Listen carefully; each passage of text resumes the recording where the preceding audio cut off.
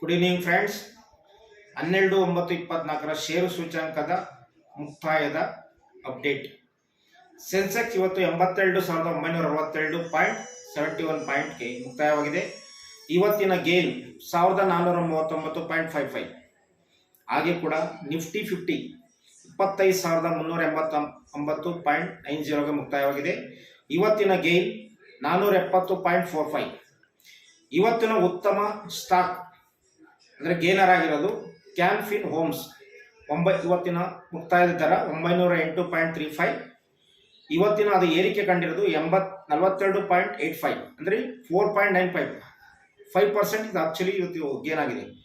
Top loss granules India ಇವತ್ತಿನ ಮುಕ್ತಾಯ ದರ 564.90 ಅಂದರೆ 111.80 ಅಂದರೆ 16% ಇವತ್ತಿನ ಲಾಸ್ ಕಂಡಿದೆ.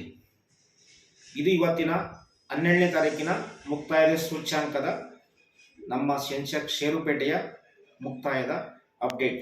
Thank you friends.